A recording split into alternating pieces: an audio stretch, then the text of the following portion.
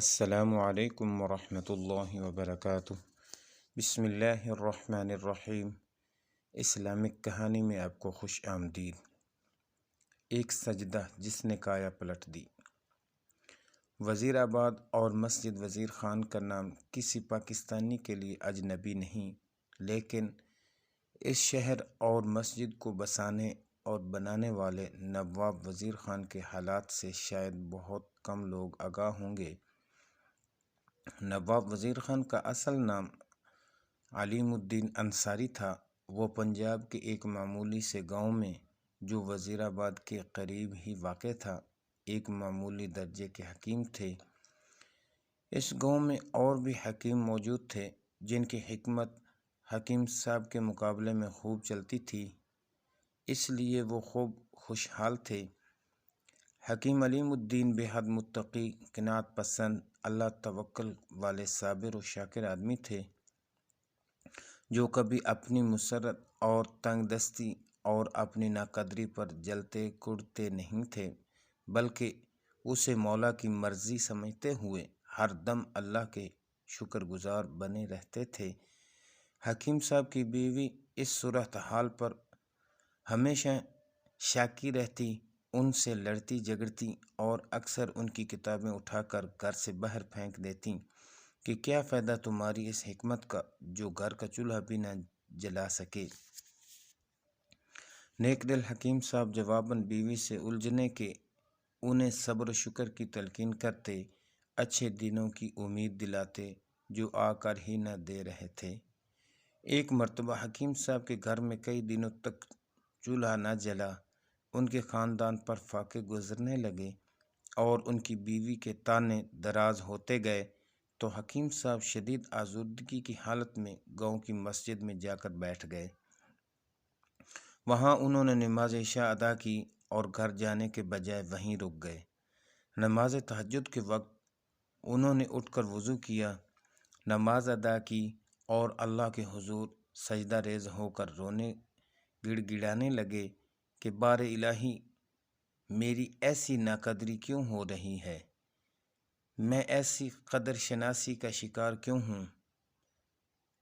نماز فجر تک حکیم صاحب اسی طرح اللہ کے حضور روتے گڑ گڑاتے اور اس کے فضل و کرم کی بھیک مانگتے رہے۔ پھر جب انہوں نے سجدہ سے سر اٹھایا تو سجدے کی جگہ ان کے آنسوؤں سے بھیگ چکی تھی۔ ان کا دل بے حد مطمئن اور ایک طرح کا روحانی سکون محسوس کر رہا تھا۔ اس دوران میں دوسرے نمازی بھی مسجد میں آنا شروع ہو چکے تھے۔ حکیم صاحب نے ان کے ساتھ نماز فجر ادا کی اور گھر آ گئے۔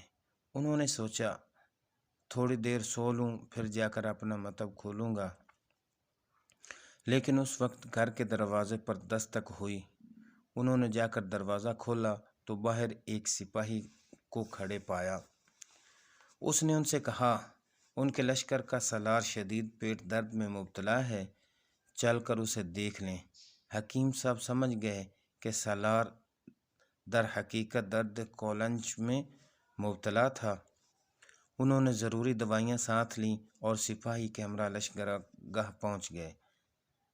سالار اپنے خیمے میں بستر پر پڑا بری طرح سے درد سے تڑپ رہا تھا۔ حکیم صاحب نے اسے اپنی دوا استعمال کروائی۔ تھوڑی دیر میں اس کی حالت سنبھلنی شروع ہو گئی، یہاں تک کہ اس کا درد جاتا رہا اور وہ بستر پر اٹھ کر بیٹھ گیا۔ اس نے حکیم صاحب کا شکریہ ادا کرنے اور ان کی حکمت کو سراہنے کے ساتھ ساتھ انہیں اشرفیوں کی ایک تھیلی بھی دی۔ حکیم صاحب اللہ کی اس مہربانی پر ممنون و مشکور مسرور شاداں اپنے گھر واپس آ گئے۔ انہوں نے اپنے اہل خانہ کو تمام قصہ سنایا اور انہیں اشرفیوں کی تھیلی دکھائی اور کہا کہ انہیں اپنا گاؤں چھوڑ کر کسی بڑے شہر چلے جانا چاہیے، وہاں وہ اپنا مکتب کھولیں گے، ممکن ہے وہاں ان کی حکمت خوب چل نکلے۔ ان کی بیوی نے ان کی اس تجویز کو پسند کیا، چنانچہ یہ طے ہوا کہ چند دنوں بعد وہ رخت سفر باندھ کر کسی بڑے شہر روانہ ہو جائیں۔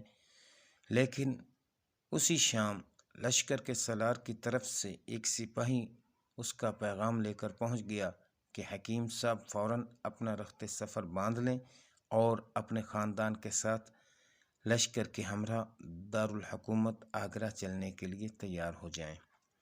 حکیم صاحب اور ان کے اہل خانہ فوراً ہی تیار ہو کر لشکر سے جا ملے اور اس کے ہمراہ آگرہ روانہ ہو گئے۔ راستے بھر حکیم صاحب سالار کی دی ہوئی اشرفیوں سے آگرہ میں اپنا مطب قائم کرنے کی طرح طرح کے منصوبے سوچتے رہے۔ انہوں نے فیصلہ کیا کہ آگرہ جا کر وہ جس مکان میں رہائش اختیار کریں گے اسی کے ایک حصے میں اپنی دکان حکمت کھول لیں گے۔ ان کی یہ دکان رفتہ رفتہ ترقی کرتی جائے گی، لیکن اب رحمت خداوندی پوری طرح جوش میں آ چکی تھی۔ حکیم صاحب کی اللہ کے حضور سجدہ ریزی اور گریہ زاری نے عرش الہی کو ہلا دیا تھا۔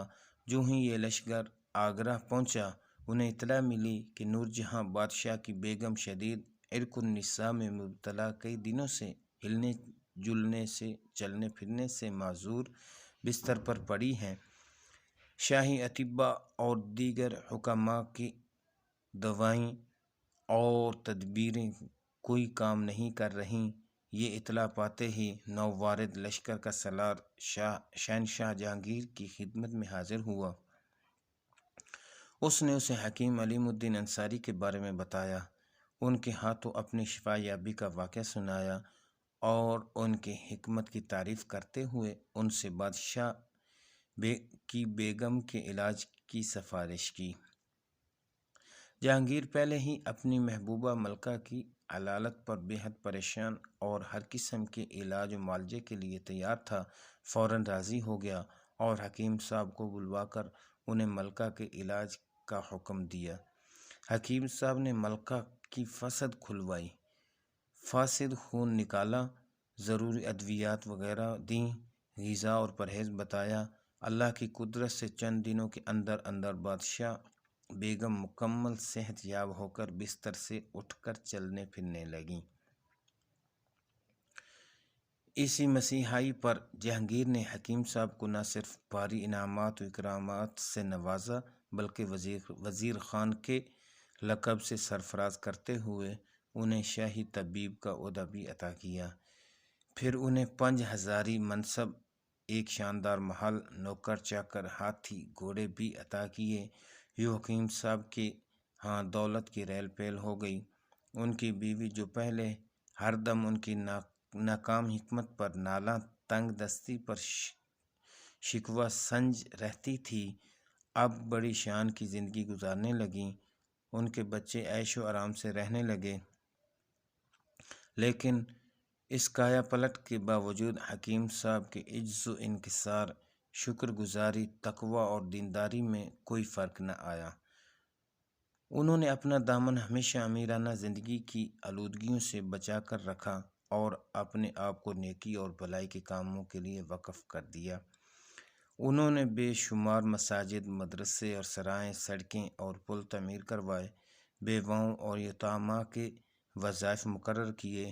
نیکی کے ہر کام کے لیے ان کے ہاتھ ہمیشہ کھلے رہے۔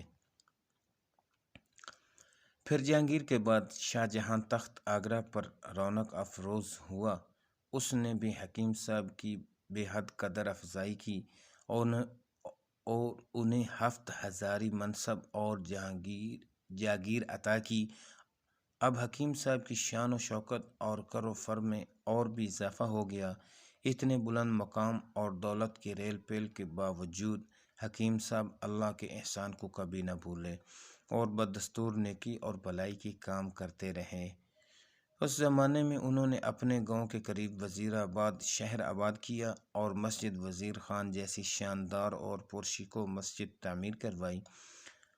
وہ اور بھی بہت سے نیکی کے کام کرنے کی خواہش دل میں لیے ہوئے تھے اور یقیناً انہیں کر ڈالتے کہ اللہ کے حضور ان کا بلاوا آ گیا۔